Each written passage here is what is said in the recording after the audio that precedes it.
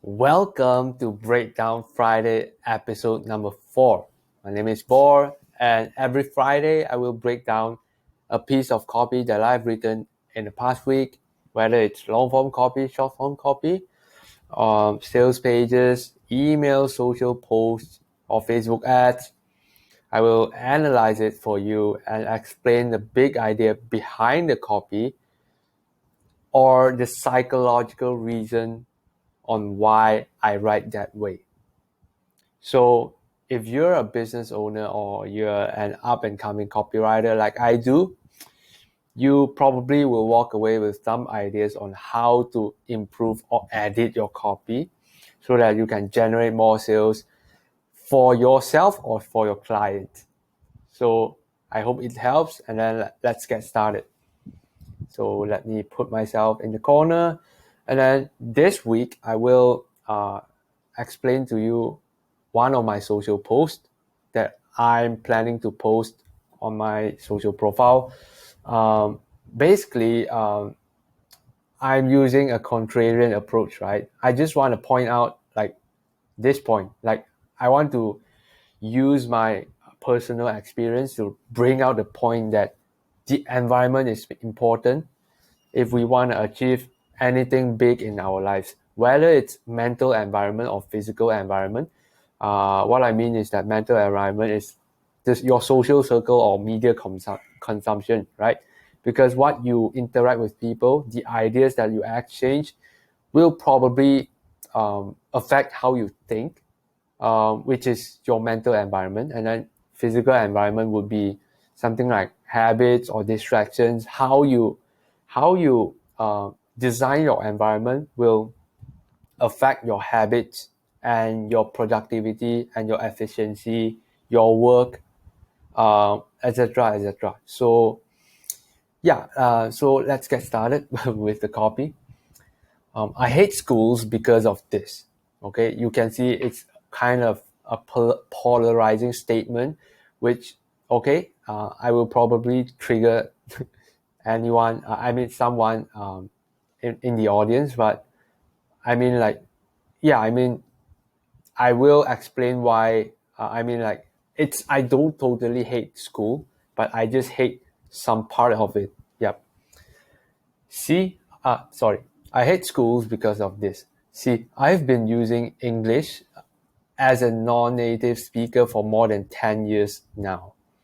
But it's a huge challenge for me to handle day-to-day conversations in English.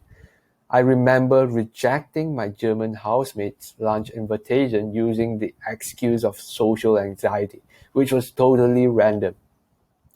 Deep down, I know it's because I had zero confidence in my spoken English, even if I had more than a decade of experience already. But why? Right? So this is actually a paradoxical question, which triggers the curiosity in their mind because okay, I have 10 years of experience, but I still don't know how to speak good English when I was still in university.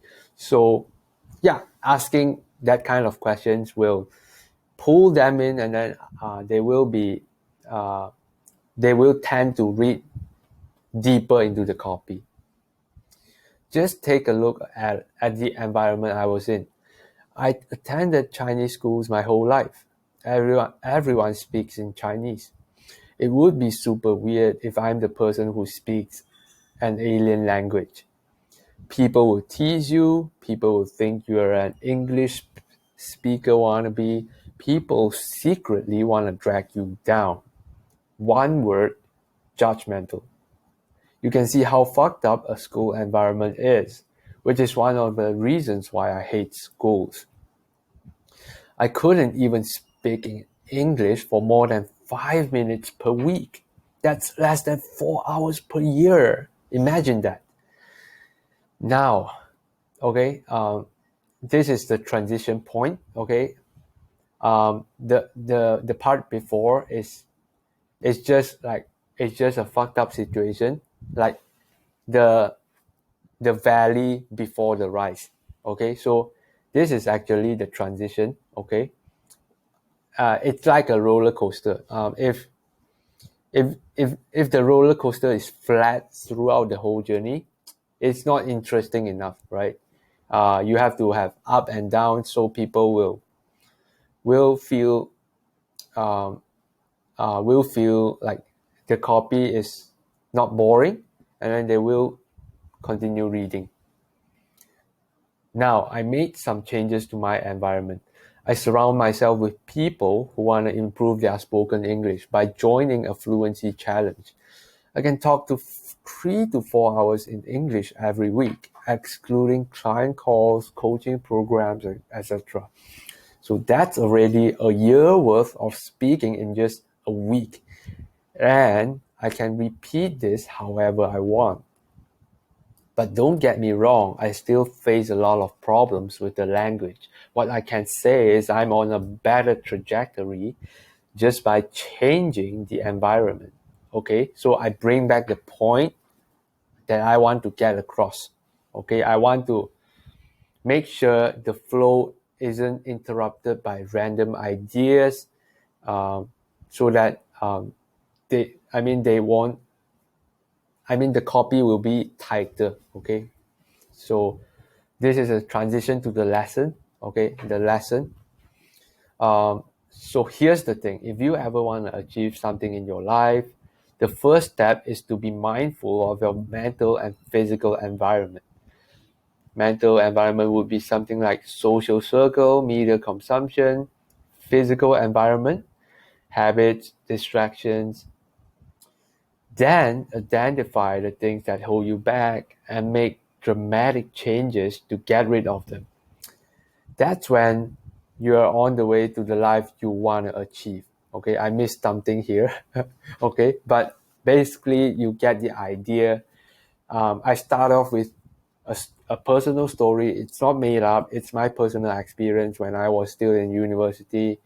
Um, right now, and then like I I just like make it like the deepest. Like the deepest and the most painful experience. I tell them I was being vulnerable to the public. I was exposing my weaknesses, and that's great. That will create authenticity, right? Because you don't want to sound fake. Um, in social media, like social media is kind of a perfect environment, right? Everyone seems perfect there. Everyone seems to like making 6 figures every month or living a great life. But if you if you are an influencer, okay, if you are a guru, exposing your vulnerabilities may be a good strategy to make people to relate to your experience, right? Obviously you have to obviously you have to share things that is genuine, okay, it's not made up, or else you I don't know, it's just an ethical problem. And then yeah, just share things that is genuine, and then transition it to the main lesson or the main point that you want to get across.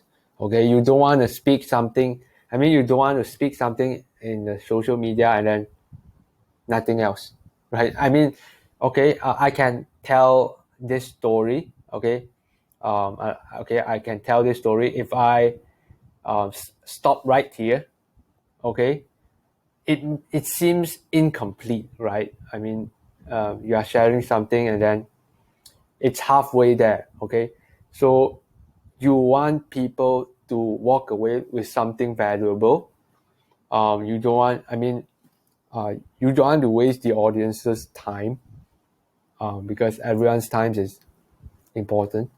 And remember to have a point first, like this, have a big idea before you share anything. Actually, um, I came, I remember this story, and then like come up with the point that I want to make, that I want to get across after I recall this story, right? So if you have a story in mind, okay, you surely have a lot of personal experience throughout your whole life, and then you can, if you remember something that's really imprinted in your mind, which means that it affects your life deeply. That's probably some kind of lessons there. So you just analyze your personal experience and then see how you can help your audience to overcome their daily problems, right? Um, uh, I mean, uh, the point I want to get across is that sometimes you don't necessarily have to come up with a big idea first. You can try to recall a story in your brain, in your memory, and then see what kind of lessons you have that you want to get across, the main lesson. Okay, so yeah, this I think this video will give you give you an idea on how to like come up with a social media copy, or I can turn this into an email also. So yeah, whether it's email or social post, I think this will help you to generate ideas on what to share, and then the structure of the copy, how I made the transition, and then how I tie it to the main lesson. So hope it helps, and then see you next week.